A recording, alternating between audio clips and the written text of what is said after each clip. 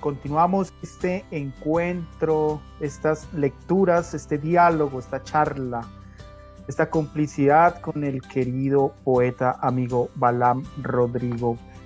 Balam, quisiera que nos comentara sobre esos dos grandes libros donde hablas de la violencia en Centroamérica, sobre la migración, que son Marabunta y el libro centroamericano de los muertos, ¿no? Obras que hablan sobre la inmigración, obras que hablan sobre esa violencia, no solo centroamericana, sino latinoamericana, ¿no? Quisiera que nos hablara sobre esos dos libros y acabas de comentarme que hay un tercer libro por allí, ¿no? Sí, sí, mira, Marabunta surgió, es uno de los primeros libros en términos de idea que aquí tengo la segunda edición de México, publicada por Praxis. Ha tenido edición en Chile, edición también en Uruguay y la primera se editó en México. Comencé a tomar las primeras notas y a a vertebrar lo primero de Marabunta en el año 2003. En el 2003, a partir de ese momento, y recuerdo muy bien, era el mes de agosto, eran estos días, yo estaba de vacaciones mientras estudiaba la maestría en ciencias biológicas en la UNAM. Vine de vacaciones a Chiapas, a Tapachula, donde vivían mis papás, y mi padre iba con frecuencia, y lo acompañábamos, a Guatemala. Cruzaba el río Suchiate a la inversa de lo que uno puede pensar en términos de lo mexicano, que es cruzar el río Bravo para ir a Estados Unidos. Para nosotros, la frontera y los vínculos comerciales, afectivos, cercanos, emotivos y sentimentales están más vinculados con Guatemala, sobre todo en los pueblos que están en la frontera de Chiapas con Guatemala. Tapachula es más, podés pagar con quetzales en Tapachula, como se paga con dólares en la frontera norte de México, en muchas ciudades. Es un vínculo comercial y muy ancestral. En fin, que acompañaba a mi padre, que él sí con frecuencia, 5, 4 veces a la semana iba a Guatemala. ¿Por qué? Porque después de que se desploma la economía mexicana a inicios de los 90, después del 94, el quetzal vino a suponer una mejor moneda para quienes vendían en la calle. Convenía ir a Guatemala, a los pueblos a vender. Mi papá era vendedor callejero, vendedor ambulante, vendía mercancías y pasaba al lado guatemalteco, claro, obviamente no con documentos, sino como todos, pasaba sin documentos por el río, por el puente, caminos de extravío para vender. Cuando comencé a ser consciente de todo esto y de ver la situación de las y los migrantes también que venían querían atravesar, no solamente centroamericanas y centroamericanos principalmente, pero también de otras nacionalidades, me tocó ver ahí a personas singaleses, a chinos, a indios, brasileños, personas de otros países insospechados, y ver todo ese tráfico, ese trasmundo, tráfico de estupefacientes, un tianguis, es decir, mercadillos de armas, tratantes de personas, asaltantes, pandilleros, personas militares, policías de uno y otro lado en la rapiña. Ese mundo que apenas fue conocido hace unos cuantos años por las redes, los medios de comunicación masivos, pero eso me tocó vivirlo en carne propia, y esas violencias, y sobre todo a mi padre, que escapó 2 o 3 veces de la muerte, literalmente, por parte ya sea de pandilleros o de militares que querían asesinarlo en el lago guatemalteco. Reflexioné sobre esas experiencias, más aquellas también en las que mi familia, desde la década del 70, 80, con el éxodo de centroamericanas y centroamericanos, que venían a México buscando refugio o huían de sus guerras civiles intestinas. Mi padre y mi madre se solidarizaron con ellos y llegaron a vivir, lo he mencionado también varias veces, más de 300 de ellos en distintas etapas, mujeres, niños, hombres, personas mayores, y nos hermanamos con su dolor, con lo que les pasaba, porque también somos parte de las mismas personas, de la misma gente, centroamericanos también. Y entonces, ya estando en la maestría, dije, tengo que escribir esto, iniciar a escribirlo. Comencé a escribir entonces Marabunta. La mayor parte de los poemas, de hecho, fueron escritos en Guatemala, en los buses, en los caminos, cruzando la frontera, y dejé guardado mucho tiempo ese libro hasta que se publicó en el 2017. lo dejé reposando y guardando como 9 años. Y a partir de eso, yo quería extender, que fuera uno solo, Marabunta y Libro Centroamericano, pero iba a ser un monstruo un poco informe. Dije, bueno, tengo que hacer una pausa. Y mientras Marabunta habla de este escenario fronterizo entre Chiapas y Guatemala mayormente, y sobre todo mi familia, las violencias locales y demás, Libro Centroamericano quise enfocarlo en esas y esos migrantes cercanos a nosotros que fueron parte de nuestra familia, y también en historias de aquellas y aquellos que no pudieron llegar a Estados Unidos y que murieron de forma violenta.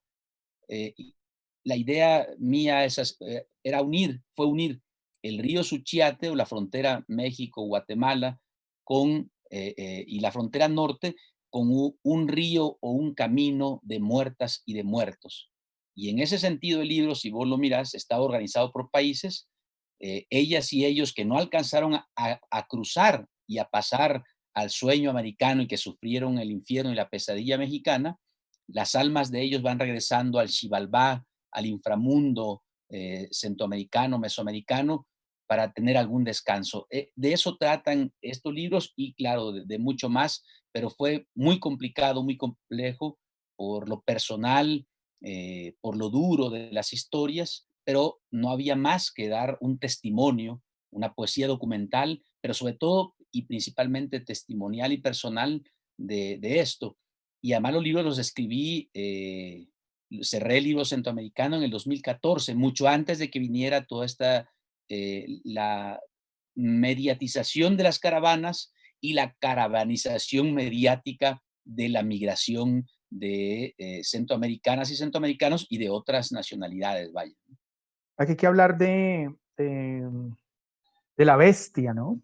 Incluso de ese largo tren que iba desde Guatemala hasta casi los Estados Unidos, Sí, pero, pero digamos que ha tenido como ciertos recortes. La gente, aquí tenemos el libro Centroamericano de los Muertos, precisamente la portada es ese tren, ¿no? Donde la gente empieza, cuando va cruzando el tren, pues los migrantes se van subiendo, obviamente ilegalmente, y la gente que también está a las afueras de estos pueblos, se les empiezan a tirar comida, como ciertas ayudas para que no pasen hambre. También pues este libro habla precisamente mucho, se enfoca de estos lazos críticos, violentos de ese tren que es la bestia.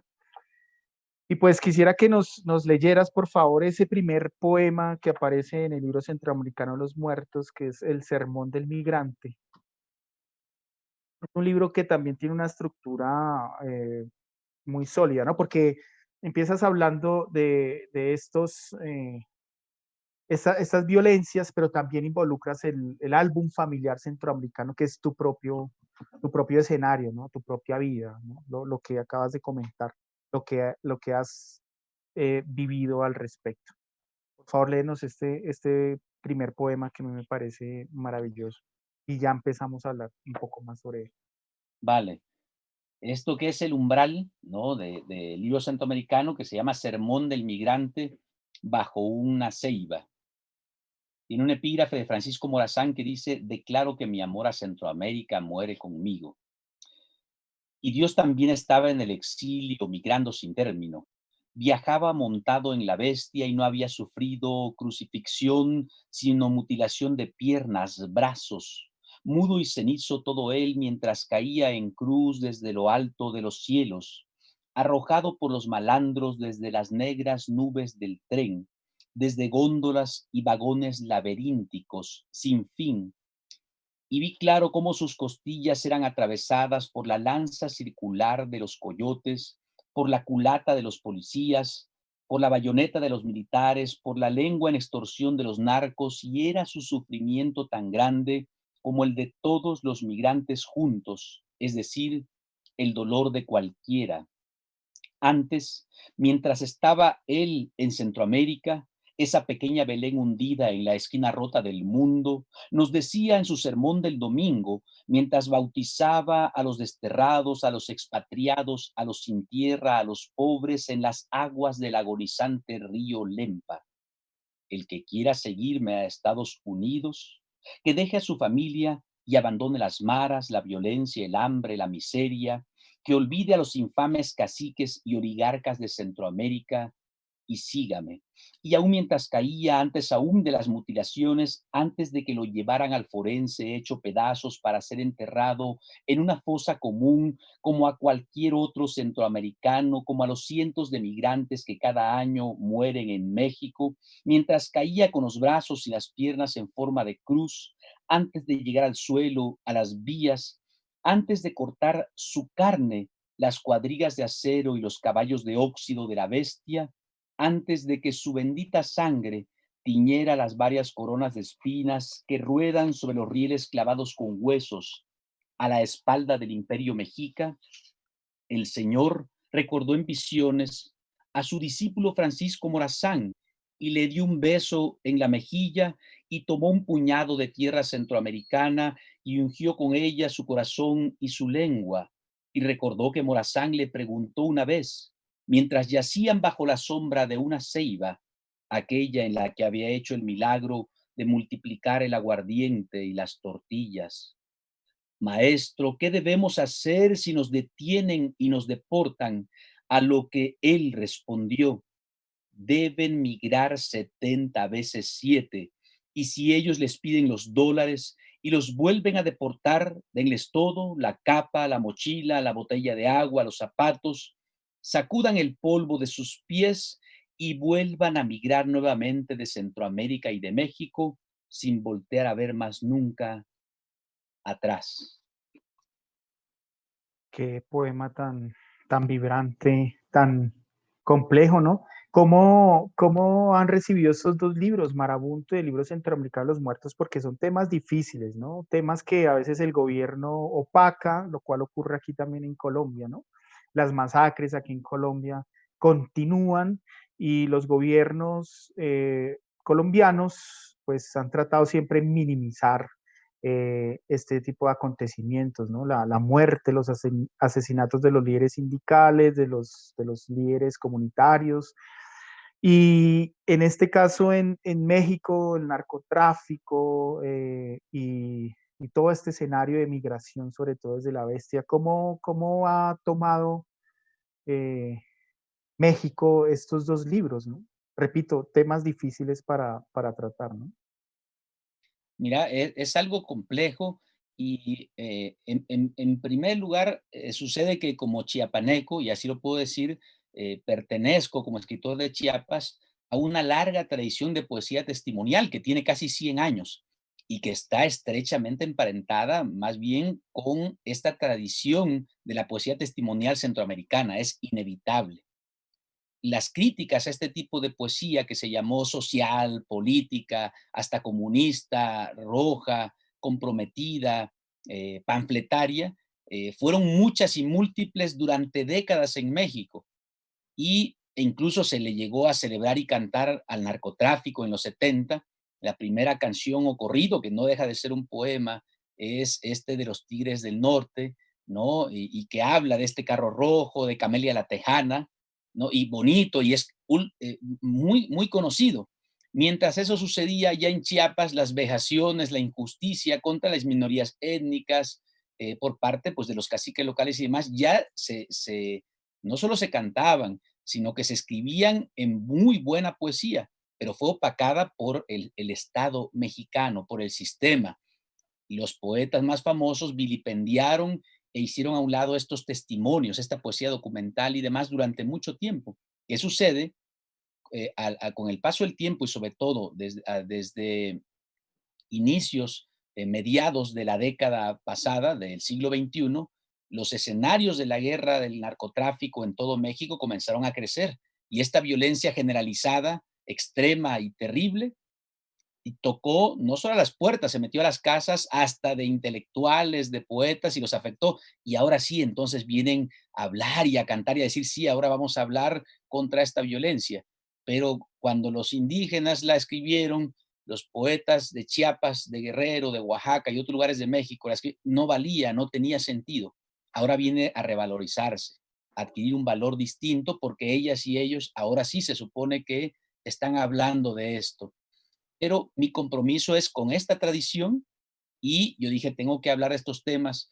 Mira, incluso pues obtuvo este premio, el Premio Nacional de Poesía, el premio Bellas Artes de Poesía Aguascalientes, que es el máximo reconocimiento que da la poesía en México a un libro de poesía inédito y lo da el gobierno. Pero no me extraña, por ejemplo, que no permitieron o no prestaron la sala Manuel M. Ponce de Bellas Artes, donde tradicionalmente se presenta los libros de poesía que ganan el Aguascalientes. No, dijeron que no permitieron que mi libro se presentara ahí. A Chiapas llegaron menos de 20 libros a la librería del Fondo de Cultura Económica. Pocas veces pude comprar mis libros con descuento, los tuve que ir comprando como pude, sin descuento, e inventarme yo mismo la mayor parte de mis presentaciones. Hubo 2 oficiales y se acabó. No me extraña por el tema y por lo que yo ahí enuncio, y si ese enunciamiento, pronunciamiento y esa poesía testimonial es una denuncia, eh, viene desde lo literario. Pero sí es un tema muy complicado y difícil, pero era necesario hacerlo, porque me parece también que ha sido borrado. Fíjate cómo se le celebra y canta al narcotráfico, las series y demás, pero como vos decís, lo de las mineras, las invasiones, los desplazamientos forzados, las migraciones, como son de pobres y no representan el poder hegemónico y tampoco lo que se puede mercantilizar más, se manda hasta abajo, se hace a un lado y no tiene sentido. Pero es hora de levantar la voz y decirlo, incluso desde la poesía. Yo me puse ese compromiso y no sé si lo logré o no, pero al menos la idea es intentarlo y cumplir con esos 2 libros, no una cuota, sino el compromiso, es decir, dejar el corazón ahí en pedazos y ponerlo al servicio de los demás, ¿no? Darle voz a quienes no tuvieron voz. ¿Y has continuado escribiendo sobre este tema tan particular, tan difícil, Balam? Sobre la violencia en tu país. Fíjate que sí, por ahí tengo un poema de esos escasos poemas sueltos, pero decidí cerrar en lo que yo me había comprometido. Y ahora que he hecho, no dejar de presentar el libro, de buscar su traducción, de involucrarme en talleres con migrantes, que desde hace 10 años con niños y inmigrantes doy talleres, me acerco a ellos en casas del migrante y hay anécdotas bonitas, como fíjate que el año pasado me invitaron 4 universidades de Estados Unidos a ir allá, la Universidad de San José, estuve con la Universidad de Davis, la Universidad de Arlington, por mencionar algunas de ellas. Y estando en Berkeley, donde me estuve quedando yo muy cerca del campus universitario, en una situación, digamos, privilegiada, y con mi visa, pues de turista, como visitante, invitado por universidad, pagado por ellas, fue muy bonito y triste a la vez, porque de los primeros días me di cuenta que esas y esos migrantes, su sueño era llegar allá, estar ahí muy cerca donde estaba yo. Pero me di cuenta, fíjate, como una suerte de revelación, que yo llevaba ese peso conmigo. Ellos pasaron conmigo. Es decir, logré que cruzaran sin visa con la poesía de ellas y de ellos de los que yo hablo en mi libro. Logré cruzarlos y pasarlos con el libro, hablar de sus historias terribles y cruzarlos a donde querían llegar. Y fue, pues, de lágrimas, de tristeza y de una también honda, lágrimas de alegría, porque chicos y chicas que también son dreamers, que estudian en esas universidades, tradujeron y leyeron los poemas, leí, compartí con ellos en escuelas secundarias y preparatorias, y tuve una cercanía con hijos y con los de migrantes y los propios migrantes, incluso con algunos que no habían querido contar su historia, y cosas tan reveladoras como que un chico guatemalteco, hijo de un migrante, bueno, él fue llevado muy pequeño a Estados Unidos, me dijo, yo pensé que mi padre todo eso que me había dicho eran mentiras para ocultar, dice, su alcoholismo, su adicción a sustancias, y que todo eso que me contó él, que hasta fue violado físicamente, abusado sexualmente durante ese tránsito, era mentira. Y ahora, con lo que vos has leído acá, dice, me doy cuenta que es verdad. Y pues no sé, ahora quiero pues tener un libro y que se lo dediques a mi padre y quiero pedirle disculpas porque yo no creía todo eso que me platicaba, pensé que él había inventado todo eso simplemente para ocultar sus vicios.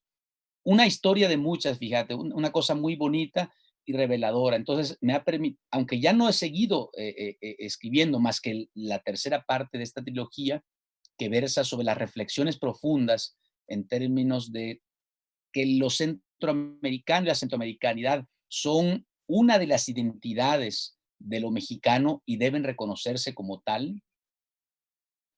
Ahí hago este cierre y ya estoy en otros asuntos, en otros libros de muy distintos temas, pero no dejo de promover y de trabajar con este libro como parte no puedo abandonar este libro y sigo en este trabajo digamos, colectivo, comunitario, tanto en Centroamérica, en Estados Unidos y aquí en México, trabajando de lleno en ese tema, porque estos libros no van a abandonarme, y pienso yo en mucho tiempo tampoco. Sí, bueno, yo tengo la primera edición de Marabunta, mira, que es Mira, Premio Amado Nervo, otro premio más, el Premio Nacional de Poesía Amado Nervo.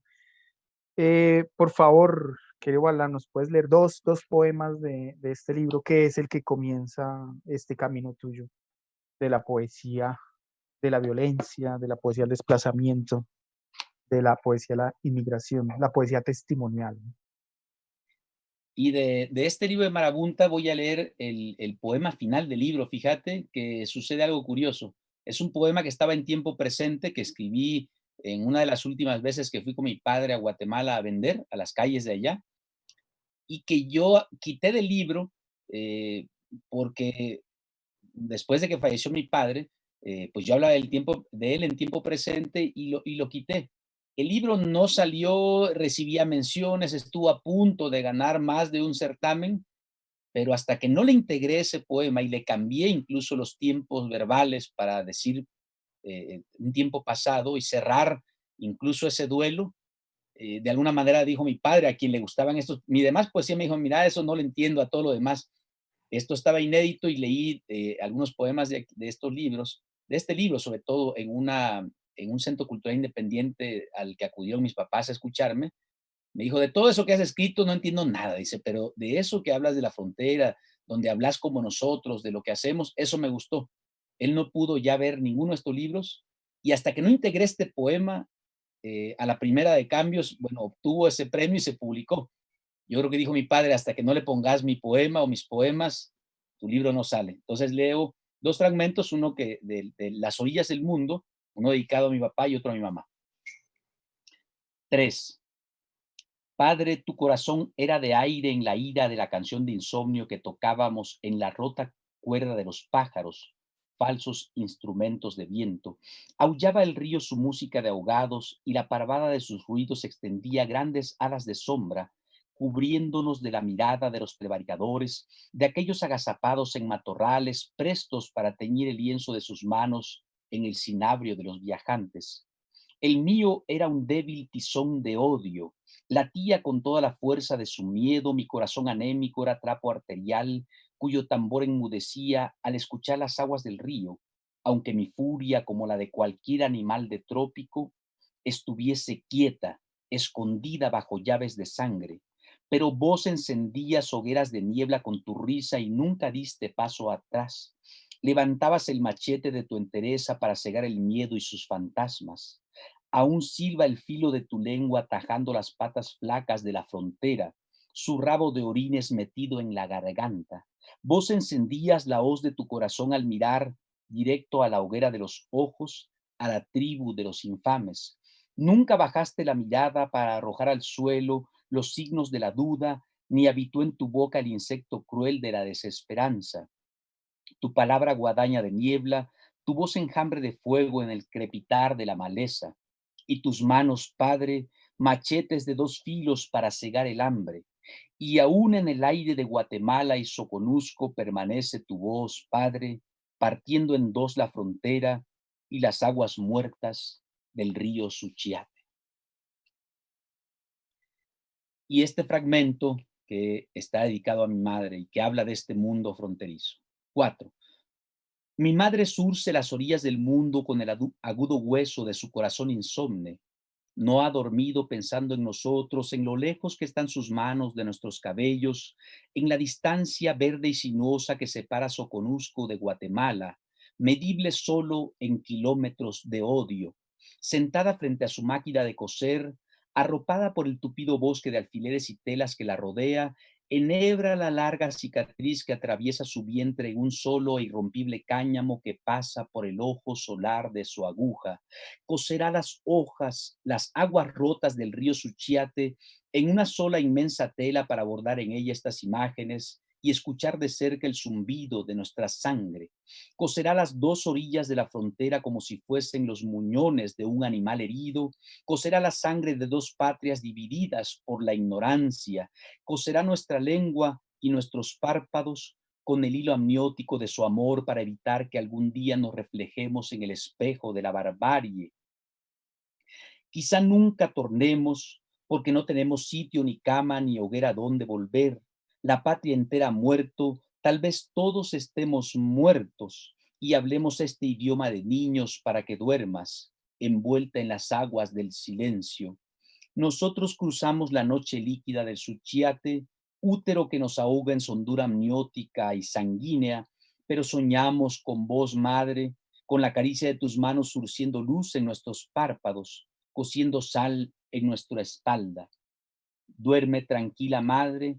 El rumor de las aguas del río arrastrará la música de nuestros cuerpos rotos y cansados hasta ovillarse en tus manos. Mañana surcirá las aguas del río a nuestro insomne y cansado corazón errante. Balam, gracias por leernos un poco de Marabunta. También son libros más que complejos, son extensos, ¿no? Libros Sí. que superan los 100, 120 páginas, lo cual también es impresionante la extensión de muchos de tus libros. Balan, ¿qué nuevos proyectos tienes ahora desde la escritura? En qué andas tú? ¿Qué andas tú escribiendo? Imagino que en este confinamiento también leyendo demasiado, acercándote quizá a unas nuevas lecturas, ¿cierto? A una nueva escritura quizá más centrada en otros temas, no sé, en qué andas tú?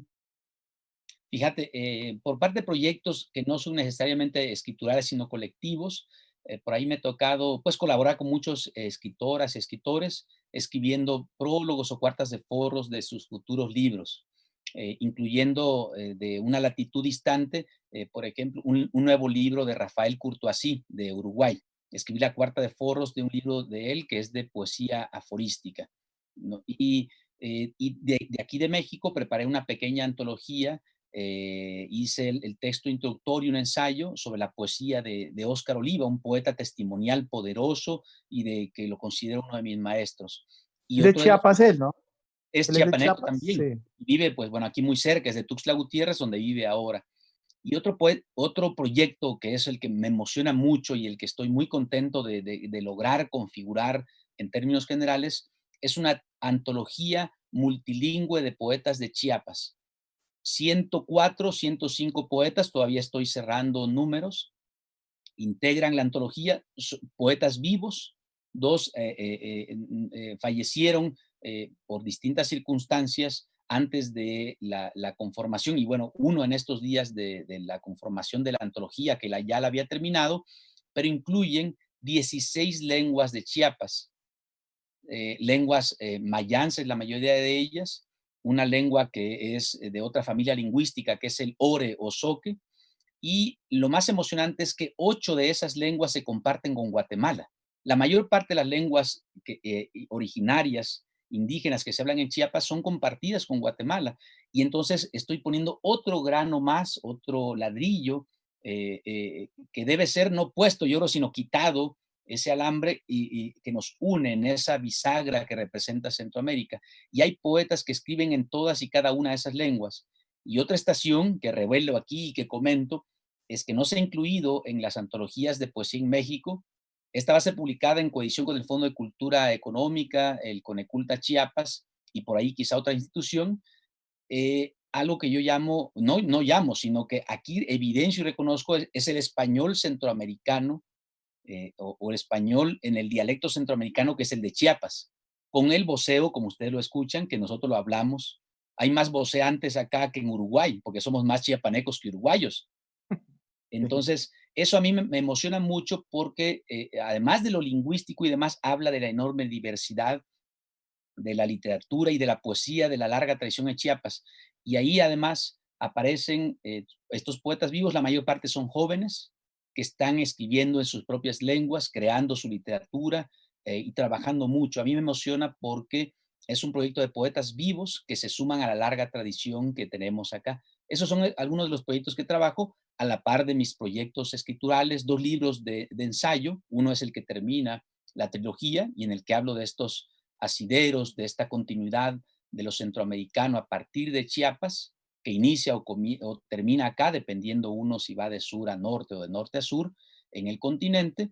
Y otro libro de ensayo en el que hago un análisis desde lo ambiental, ecológico, de 5 poetas mexicanos, cómo reflejan su postura ecoambiental en su trabajo literario. Y estoy trabajando en otros libros de poesía, que son 4 o 5 de muy distintos y diversos temas, ¿no? Desde uno de poesía aforística hasta otro en el que vinculo la ciencia. Por primera vez, pero sí me meto de lleno mucho en el tema, en el vincular aún más la ciencia y la poesía.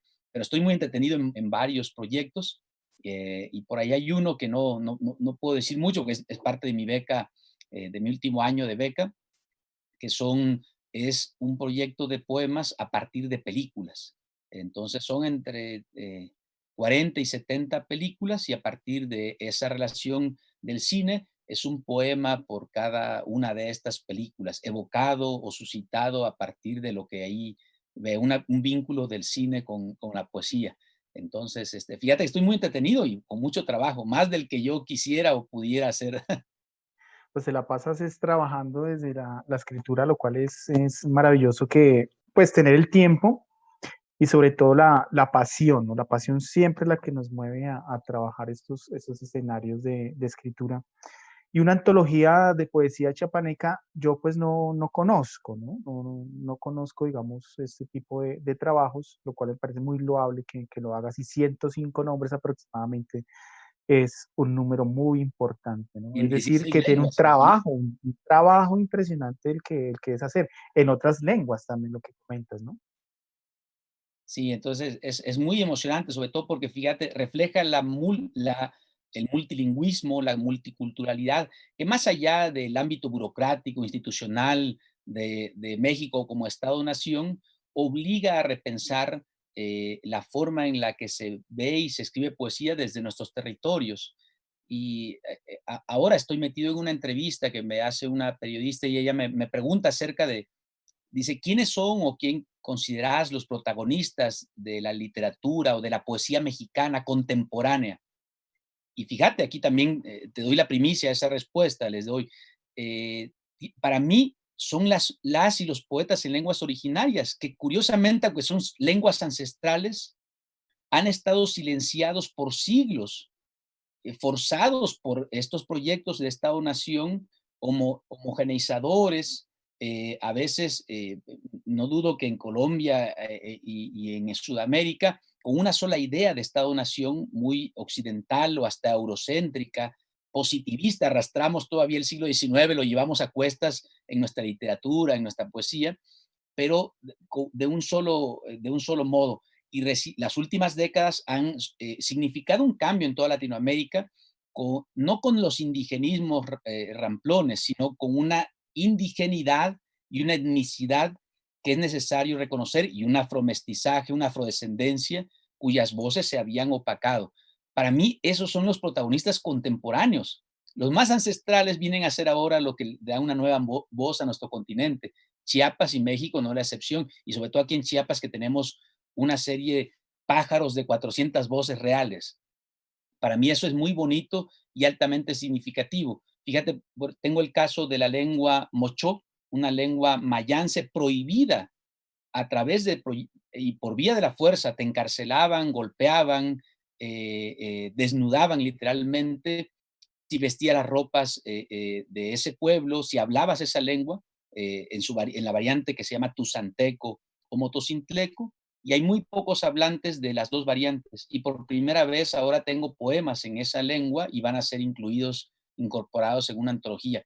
De una de esas lenguas hay 27 hablantes. Es el universo entero que se deja de hablar y decir y soñar y pensar en una lengua. Para mí es muy bonito que aporten desde la oralidad su forma de pensar, de hacer el mundo. Y eso para mí es una responsabilidad, ¿no? Más allá de mis propios proyectos, para mí me emociona. Es como escuchar por primera vez el canto de un ave que siempre ha estado ahí. Dice, lo descubrí, no, siempre había estado ahí, pero uno había sido sordo por distintos modos. Y el Estado mexicano ha sido sordo, bastante sordo, y no solo el Estado mexicano, sino me parece que nosotros hemos subvalorado en mucho a nuestras propias lenguas, a nuestros hermanos cercanos. Y a veces cuando decimos, mira, decime el nombre de un poeta que te influyó o que conoces, uno recurre a transatlántico, a otras latitudes, y a la vuelta de la esquina tenés ahí a un ave maravillosa, a alguien que canta. Mencionaste Humberto Acabal, me dio mucho gusto que lo citaras en tu poema. Él es uno de esos imprescindibles de la literatura universal ya, ¿no? Ujú. Y lo tenemos aquí cerca, lo teníamos cerca de este pueblo.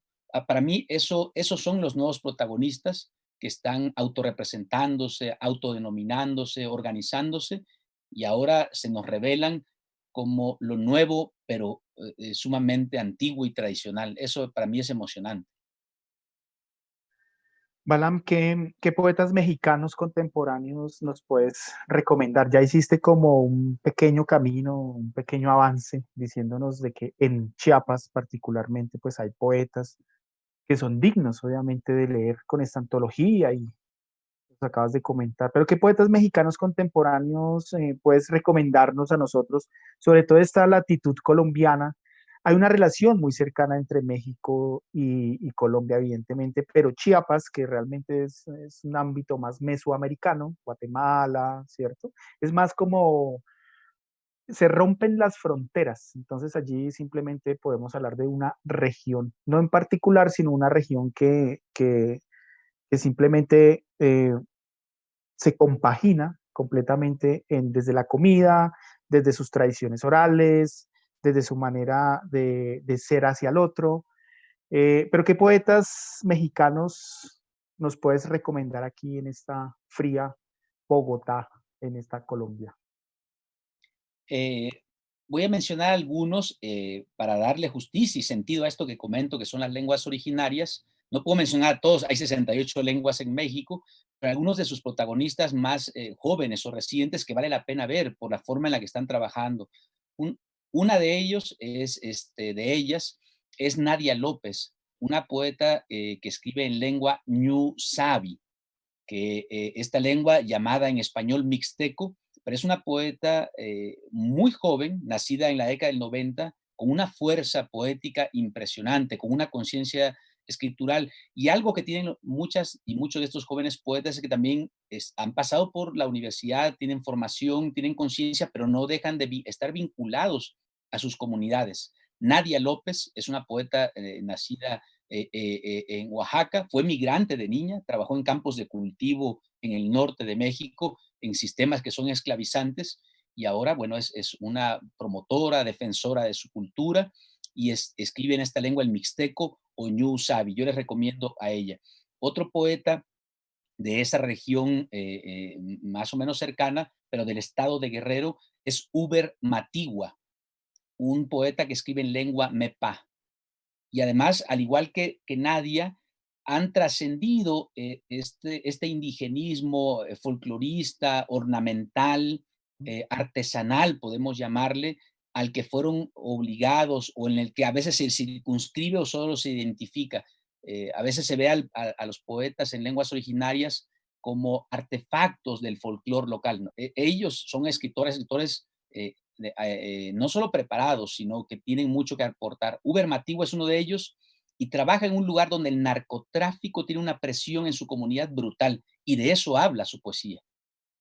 Es una poesía testimonial que testimonia la presencia de las mineras, de los grupos del narcotráfico, y además es un gran escritor muy joven también, Uber Matigua, de la lengua Mepa, de ahí del estado de Guerrero. Me traslado aquí a Chiapas para dar un referente de Miquea Sánchez, una poeta que ha escrito poesía, que es defensora también defiende a su comunidad de la presión de transnacionales que tienen intereses por razones hidráulicas y mineras en su comunidad, pero que tiene una poesía poderosísima que habla también de la migración, de lo testimonial, de su propio pueblo, de su cosmovisión, y escribe en lengua zoque u ore.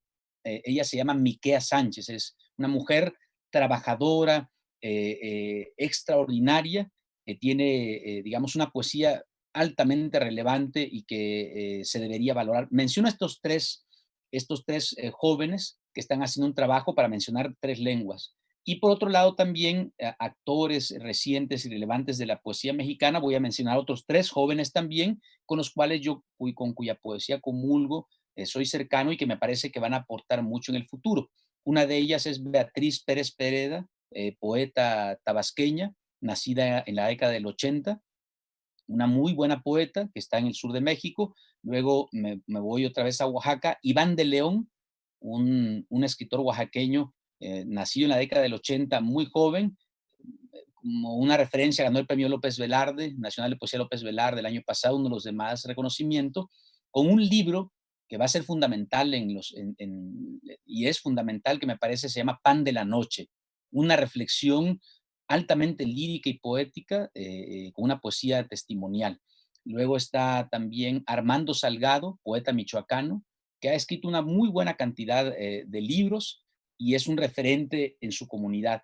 ¿Por qué los menciono a ellos? Porque además son de extracto, vienen de contextos, todos y todas ellas, los que he mencionado, contextos de una clase social, si puedo mencionar así, desfavorecida, altamente, han luchado contra todo en su formación y han sufrido y padecido, y bueno, algunos de ellos siguen padeciendo, incluso discriminación y clasismo, de este elitismo que vivimos en nuestras sociedades latinoamericanas. Menciono el caso de ellos porque son muy buenos y porque me son también cercanos y significan una vuelta de tuerca, una vuelta de cambio en este elitismo y clasismo de la poesía mexicana.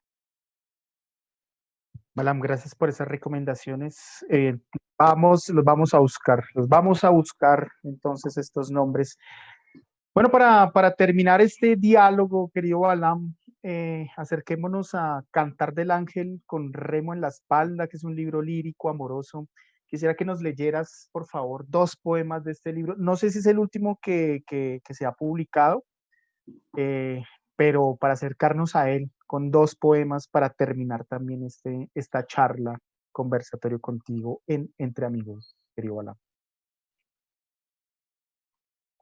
De este libro que se llama, aquí como lo pueden ver, Cantar del Ángel con remos en la espalda, voy a leer un poema, y sí, es de lo último que se ha publicado, aunque este libro lo terminé hace muchos años y lo tenía ahí guardado, no se había podido publicar. La editorial Puerta Abierta de Colima me ofreció publicarlo y entonces escribió a la luz, pero lo escribí de hecho antes que Braille para Sordos. Es el previo y está emparentado tanto con Colibrige como con Braille para Sordos, estrechamente.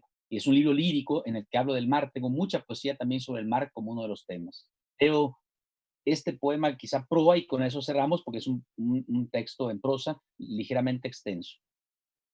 Proa. Hundo la lengua en tu corazón y amanece ungida con agua de mar. Tomo tu mano y me siento como un niño que camina a la orilla de la playa, arrebatado por pájaros de viento y barriletes de luz. Algo hay de mar en vos, porque un sonido de caracolas y tumbos me llega desde tus ojos, algo como una sed azul, como un murmullo de remos en aguas imantadas, como un hambre de uvas marinas y panes de sal. De tu cabello, bebido por el viento, me llega un sonido de caballos trotando por las ramblas, de cascos de unicornio tocando música en los puertos, un profundo galopar de niños que montan rocines de palma y persiguen tu sombra que huye entre las barcas. Levanto con la arena de tu voz castillos de sueño para conjurar la infancia, para llenarlos con tu olor y dejar tras las murallas un puñado de lunas azules y menguantes. Digo tu nombre a la mitad del abismo para invocar las olas. Digo tus labios a la mitad del océano y crece bajo mi lengua un relámpago. Digo tu boca a la mitad de la página y entonces muerden las aguas tu piel celeste, tu carne marina, tu corazón lunisolar.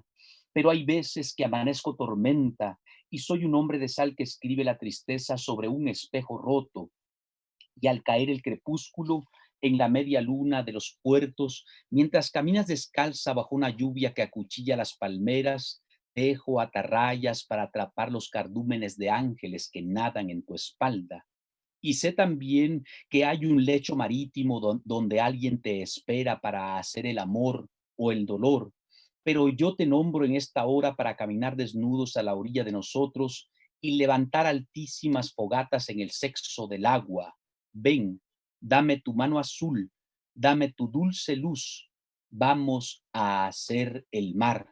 Y a la orilla de todos los océanos del mundo, en esos muelles oscuros donde llegan a morir los barcos y los pájaros, en esas playas lejanas donde nadan los niños con el torso y el corazón desnudo, yo digo tu risa a la mitad de la sangre, como quien dice un salmo crepuscular en voz alta para incendiar el mar.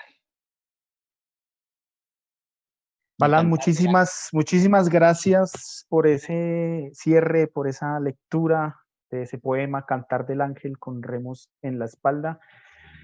Bueno, te despido, nos despedimos entonces de este espacio entre amigos. Muchas gracias de nuevo, Balam, por este diálogo, por este afecto, por tu tiempo. Y nada, vamos a continuar entonces en un confinamiento, en este caso literario. Muchas gracias, Balam. Gracias, querido Helman. Gracias, amigos. Muchas gracias a todos ustedes. Nos vemos en otra oportunidad.